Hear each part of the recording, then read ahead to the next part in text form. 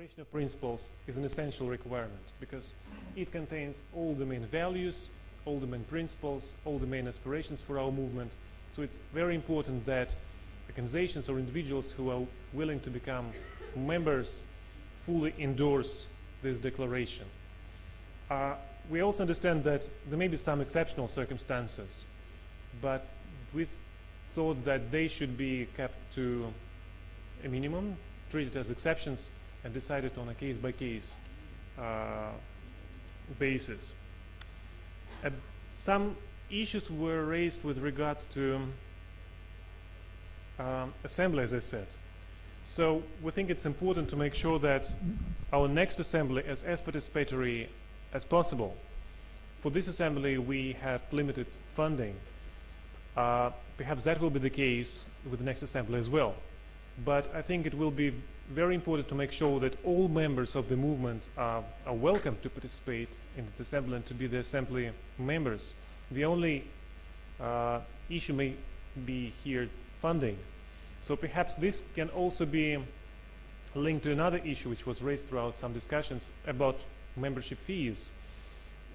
We have never considered membership fees when we were discussing the governance document.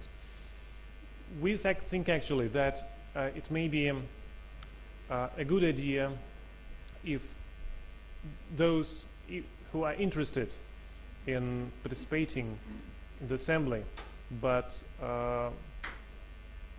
could seek opportunities to raise their own funds in order to be able to participate. That will be, first of all, that will help us to keep the assembly as participatory as possible. Secondly, it will help to ensure that organizations demonstrate their commitment, their ownership of the movement by seeking additional funds, by finding opportunities to come and participate in the main meeting of our movement in the assembly.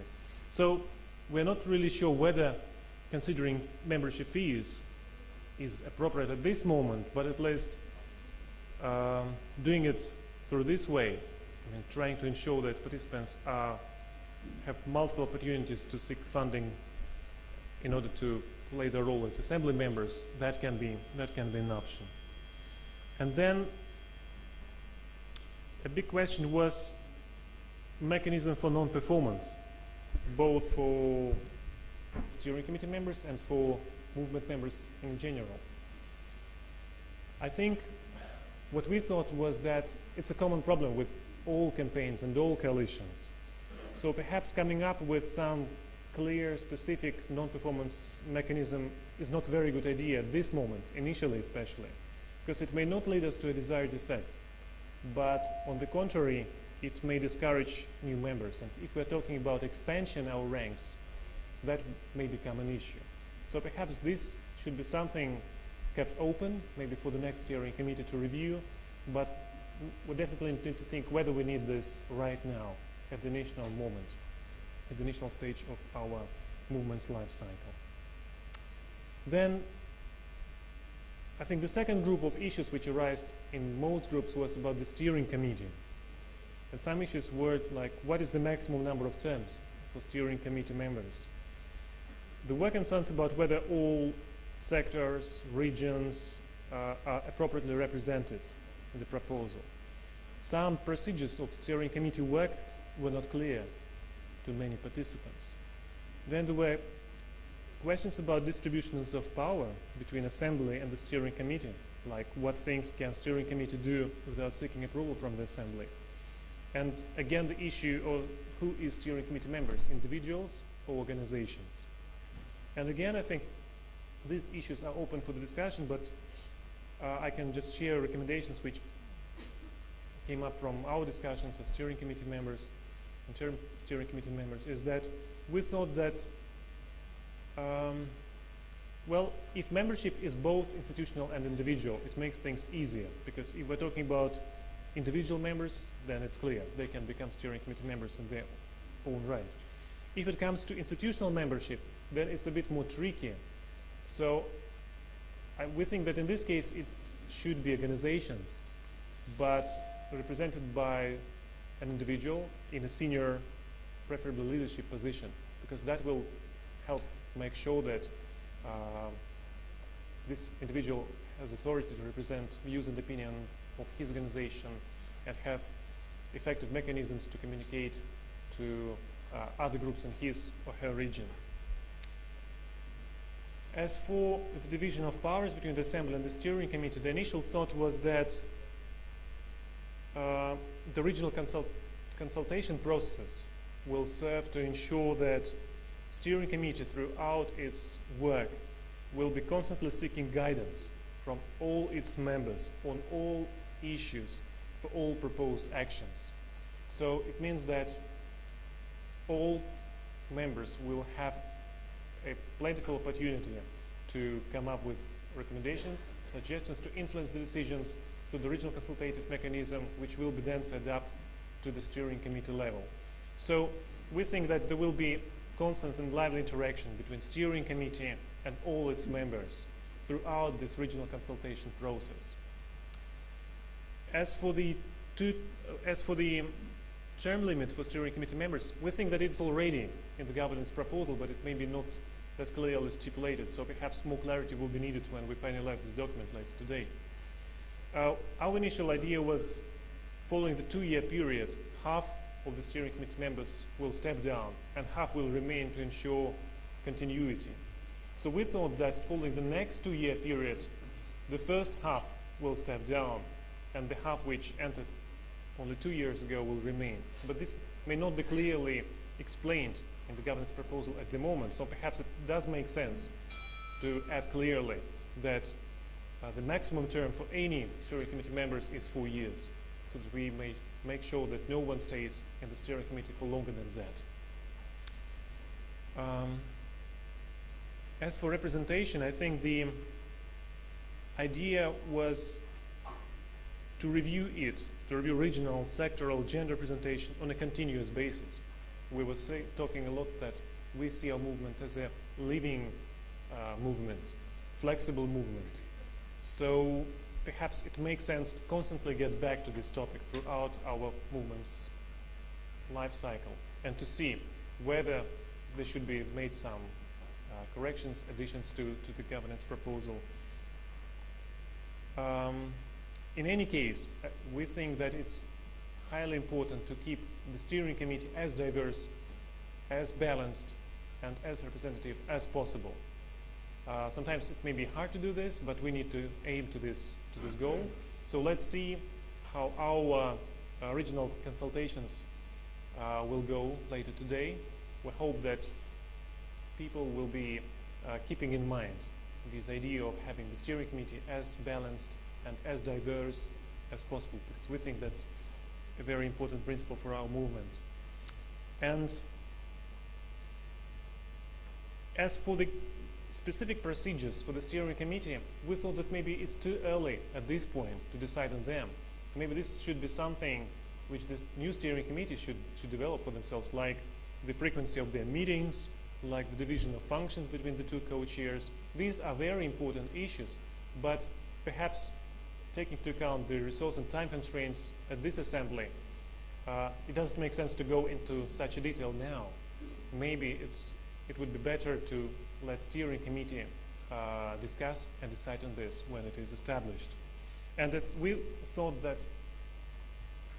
it's very important to ensure proper accountability of the Steering Committee to its members all the time. So it's said in the governance proposal, all decisions will be highly transparent, they will be available to all members, but perhaps it is worth considering a more formal report mechanism so that Steering Committee members would prepare reports on their work for the next assembly, which will be discussed, hopefully approved or commented on by all the members, so that there will be a more formal mechanism for Steering Committee members to report on their performance and on their work to the assembly and to members.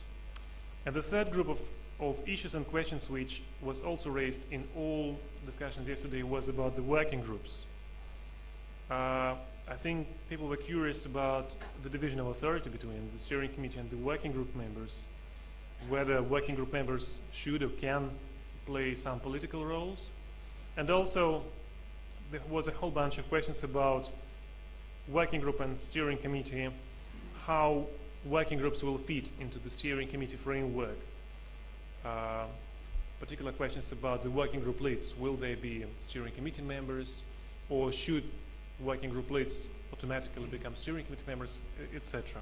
So when we were discussing this governance proposal, the idea was that, well, first of all, that there should be as many working groups as possible, because we don't know what opportunities may arise at different times. So if we want to be flexible and light, we need to have this opportunity open. I think it was pretty evident throughout all the discussions that we definitely need one core working group on global norms, and perhaps we'll come up with ideas on whether we need 2 or 3 more core groups on a macro, all movement level for some advocacy opportunities which will be discussed later in the day, like our cooperation and advocacy aimed at G20, open budget, open governance partnership, etc., etc. But more or less that should be it with the macro level groups. The majority of working groups, in our opinion, should be on the micro level, regional level, because there may be numerous advocacy opportunities, numerous thematic opportunities for members to pursue. And so we think that the authority to decide when and whether to create working groups should be on that level. So the more working groups will be established and functioning, the better. And we think that they should be entrepreneurial, highly entrepreneurial in their nature. We also thought that they should fundraise on their own for their specific projects and communicate to the outside world perhaps as freely as required for their effective work. We thought that it would be important to limit powers to speak on behalf of the whole movement to the steering committee members, but we always thought that it would be great if all working group members would be able to position themselves as members of the movement. So we may discuss later on how to properly position, but definitely working group members will be free to communicate on as part of the movement, not on behalf of the movement, but perhaps as part of the movement. It will be very important. And as for steering committee and working groups, we thought that that it is important to keep at least one steering committee member in each working group. That will ensure proper communication between working groups and steering committees, especially as is the case with the core working groups. But definitely, the work group leads should not necessarily be steering committee members. And my personal opinion is that we should rather discourage steering committee members to become leads of working groups in order to give opportunity to more people, to more members to participate, to lead this important work, and to be empowered. And I think there were 3 more general notes which were also evident in all the discussions yesterday.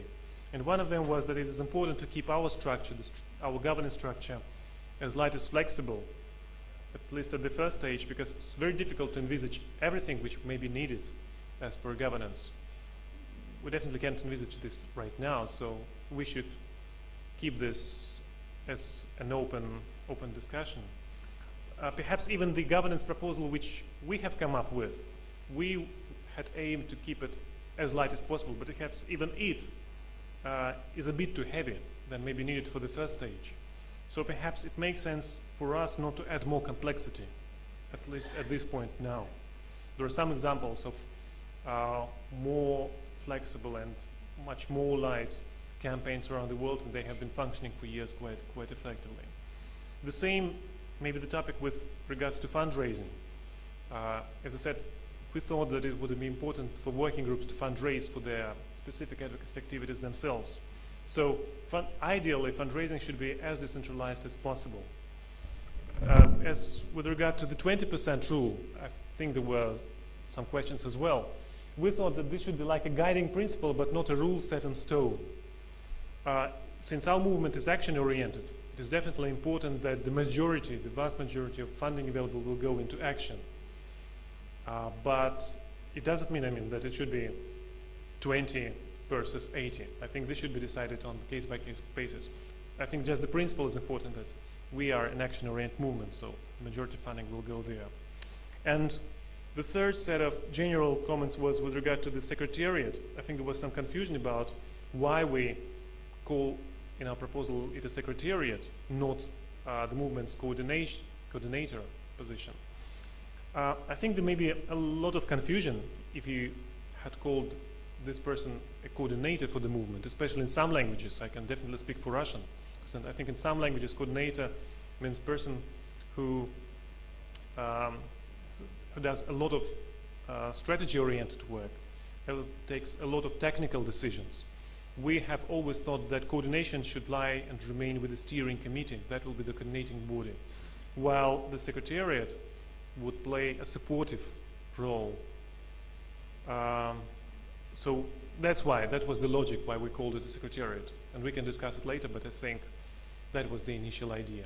So these are the main issues and some recommendations which I may propose with regard to these issues, which came up as a result of yesterday's discussions. So unless anyone from the group facilitators has to add anything, I would be more than happy to open the floor now so that anyone could share their thoughts, ideas, suggestions, and then we can see how we can finally come to some consensus in this regard. So thank you.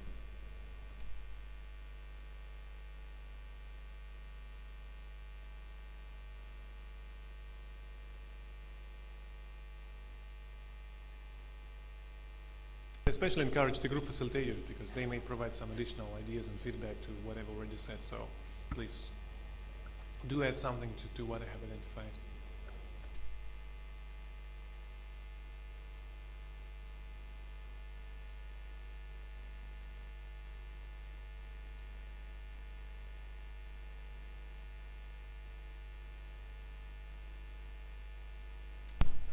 I would also like to maybe to comment on some next steps which we envisage. I have touched upon them already in the beginning. So once we finish discussing this governance proposal, the next important thing in terms of governance will be regional consultations, which will be held late today. And then I think our last session today will be on finalizing this governance proposal and on making final decisions on the steering committee members.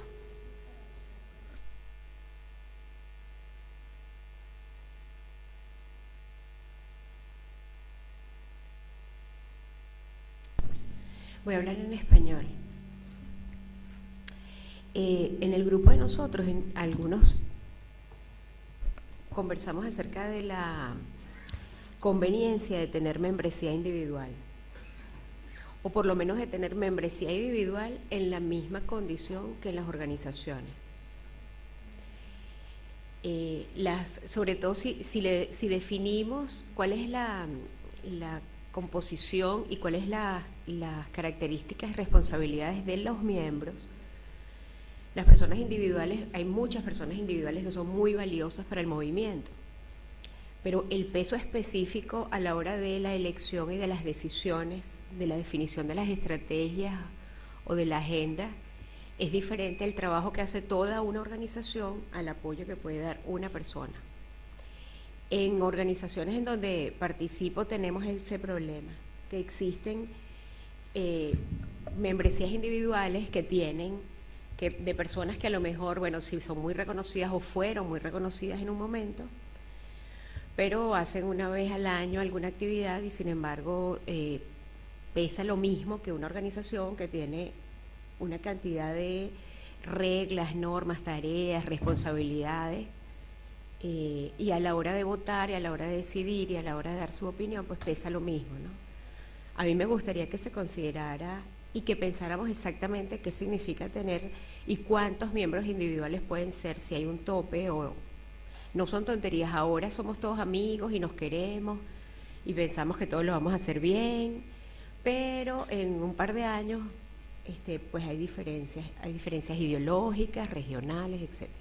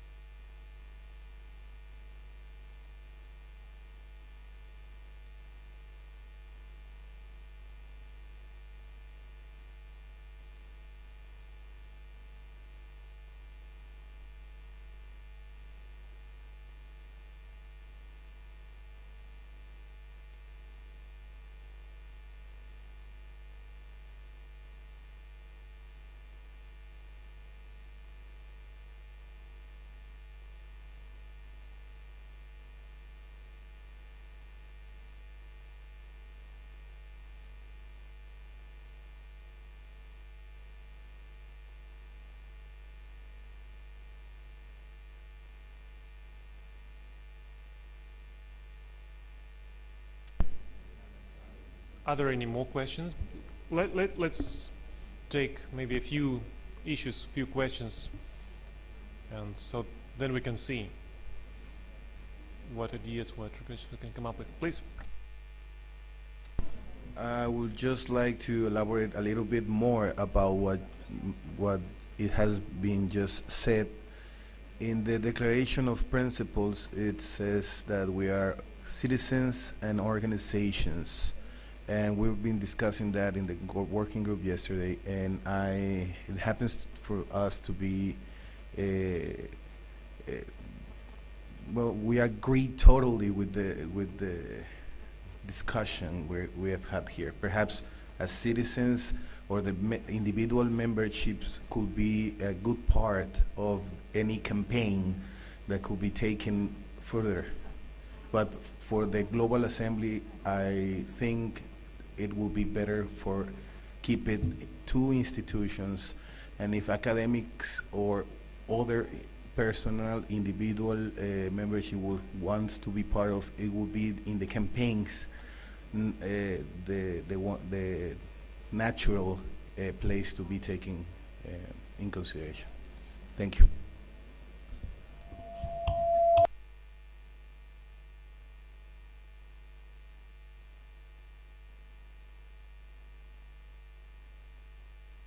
Yara?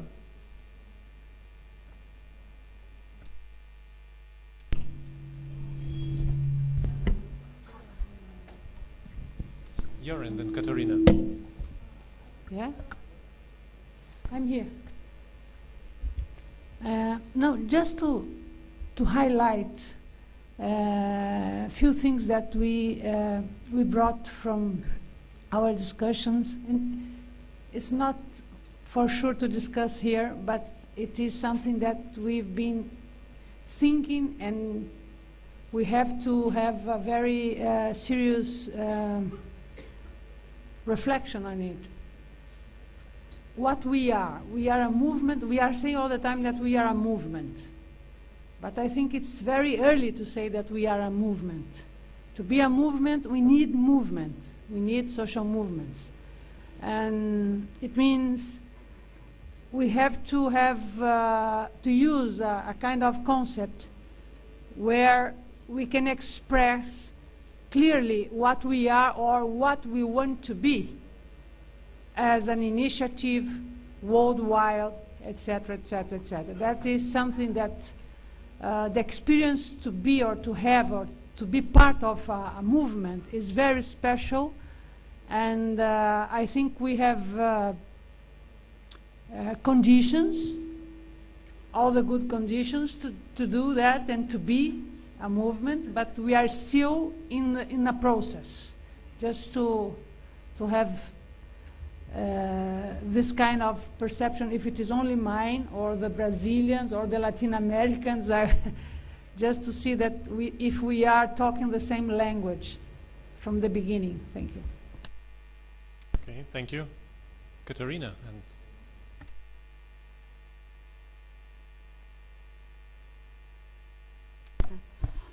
I've been thinking this idea about organizations versus individuals might sound good, that organizations are members of the assembly and individuals are not.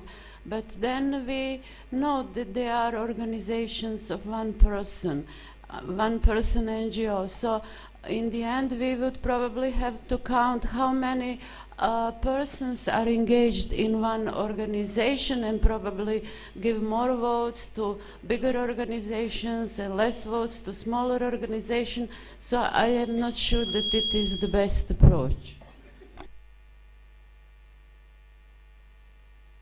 thank you, Katarina. Yes, please. Hello. C'est juste par rapport à au niveau de notre groupe. Je m'excuse, hein, c'est en français. Donc, après avoir lu et pu analyser le document qui nous avait été présenté, on a estimé qu'à cette phase du mouvement, compte tenu de la pertinence du travail qui attend le comité qui est déjà mis en place et peut-être d'autres éléments peuvent venir après. On a estimé que le travail qui a été fait était vraiment un travail fourni, bien réfléchi, et qui, de notre point de vue, on peut le maintenir comme tel pour pouvoir faire avancer le travail et en même temps continuer la réflexion pour approfondir le contenu de la gouvernance. Parce que toutes les questions qui sont soulevées ici, il faut qu'on essaie de les intégrer à ce stade actuel. Nous estimons que ça va peut-être alourdir le travail. Mais chemin faisant, nous estimons que le travail actuel peut nous faire avancer dans ce mouvement-là. Merci.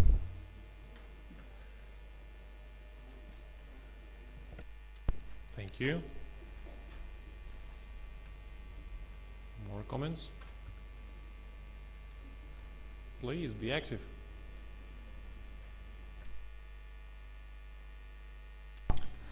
I thought that yesterday in our groups we had discussed, everybody had put his views, and the facilitators would have the summary of all our views. I believe if we now start again the debate that we had yesterday, it not be productive. Thank you. Point. Thank you.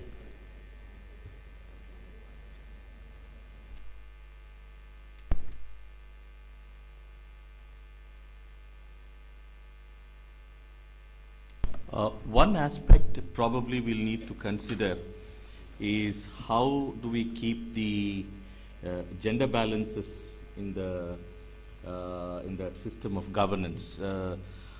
It may not be very clearly articulated with the when the regions send their nominations, and so if that does not come there, what is the mechanism do we have to ensure that we have not all male kind of a thing, or you know, we need to have a very clear space and policy to bring that about as a whole. So if some thought can be given to that, I think that's necessary.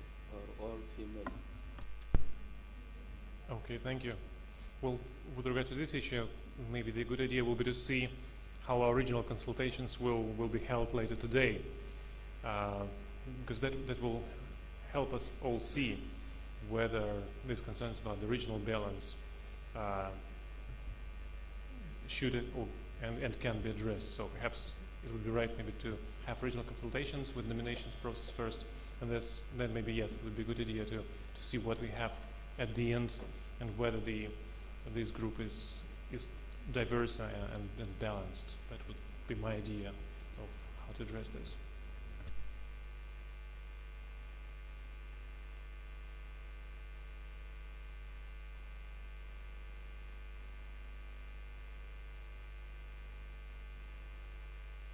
Anyone else?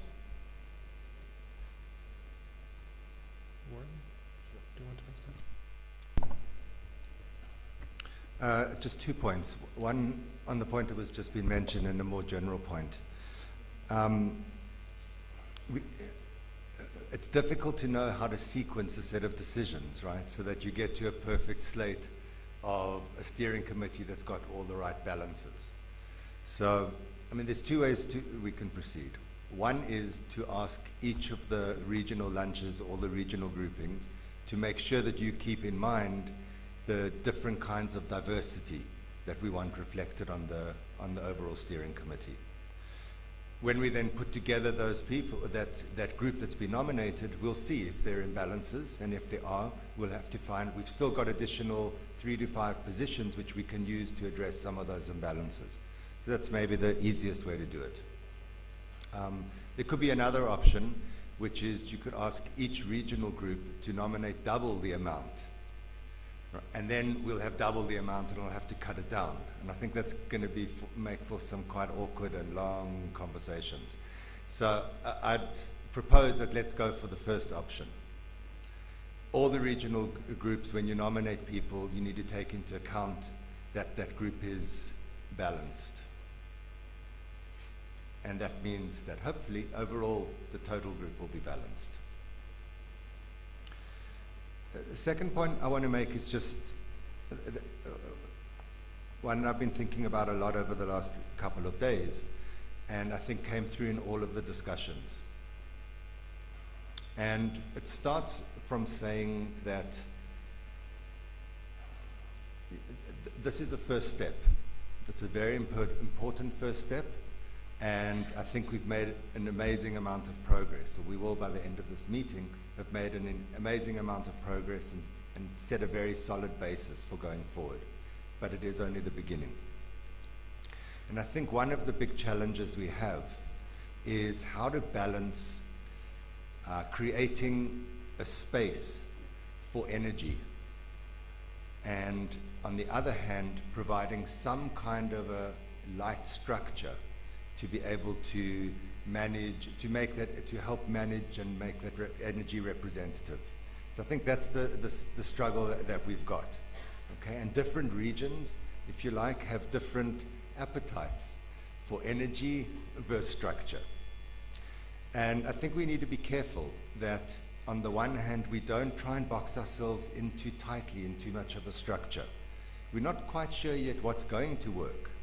And we want to be able to allow for the many leaders that are around this room and outside this room to grasp this initiative and run with it.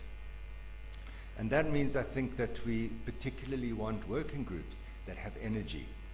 And you have leaders and participants in the working groups that can take that work and push it as far as it can go. But there is a limit to that as well, right? And we do want to provide some structure so that we can make collective decisions, so that we can have collective leadership, and also so that the steering committee has a connection to those working groups. So you don't want complete parallel tracks, a steering committee on the one side and working groups. So we need at least, say, a steering committee person that's sitting on each of the working groups. They don't need to be the leader of the working groups, but that creates some light connection between the two. And I think that a lot of the discussions that we're having reflect that tension. So I mentioned the one between Secretariat and working groups. There's also the issue that Iyara raised about how do we reach out? And when do you reach out? And who do you reach out to and how? Which I think is a critical issue. But it's part of that same tension between the two. And it's a big discussion that we'll need to have of how we make this group not only more representative, but more powerful. There's so many more constituencies and networks and movements that we need to reach out to and bring within the folds of what we're trying to do. So just an overall comment that maybe just to create a frame within which we can understand many of the discussions that we're having.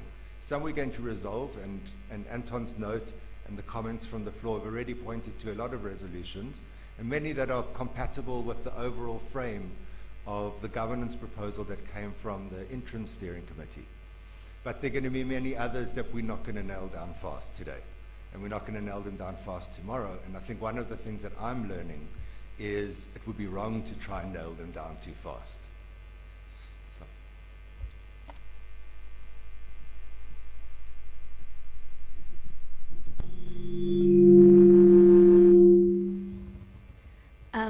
Yeah, just maybe a clarification question in terms of the membership in the steering committee, because we've had from a question of like gender division, but I'm not sure if the weight on the being a member of the steering committee is like the person or the organization that it represents. Because in the document it's a little bit of a mixture, because in some parts it says that the steering committee is composed of like specific persons of each region, and then spaces for the international organizations or the sectoral representations. So maybe if you could give us some clarification on that, especially for the voting at lunch. Well, I'll give you my reading of it. My reading of it is that it's individuals that are representing the organization.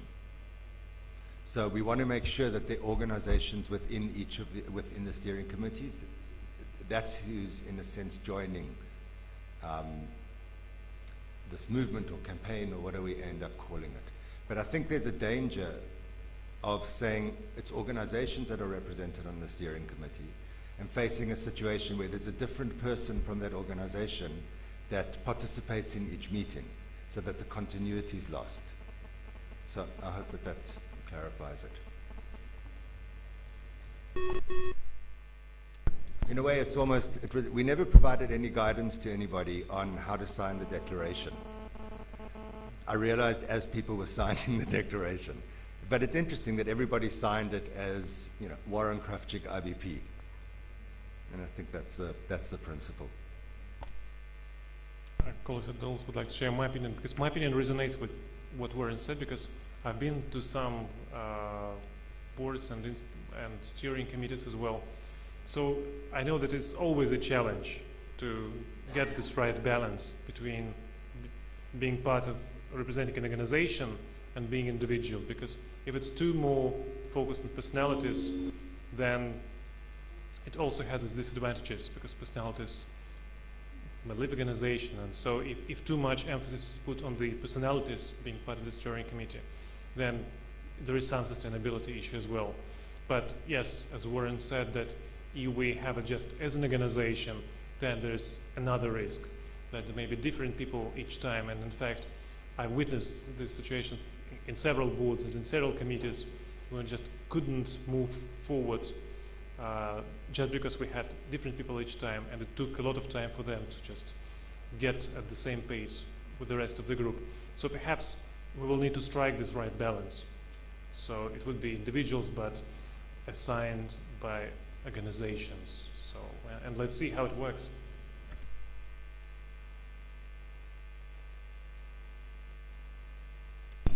Good morning. I think it would be a good idea to have some sort of a bylaw for every steering committee, whereby we insist for the organizations participating in the steering committee to have the member who was elected, unless he resigns or she resigns or passes away or something, force majeure, to insist that the person always represent the organization and not every time to have somebody from the organization representing his organization or her organization. And this is something that we need to have some sort of bylaws for these, so that it's in a way an indicator for everybody to know how we all feel about these details, because sometimes they become a nuisance, and at the end we will go into feuds or things that we really would like to avoid. For this is a small bylaws for every little points. We pointed out on our committee yesterday for the Middle East and the Arab region certain points that we would like maybe to share with you, so that we can see for every steering committee how to avoid all these frictions that might arise in the future. Very good point, thank you.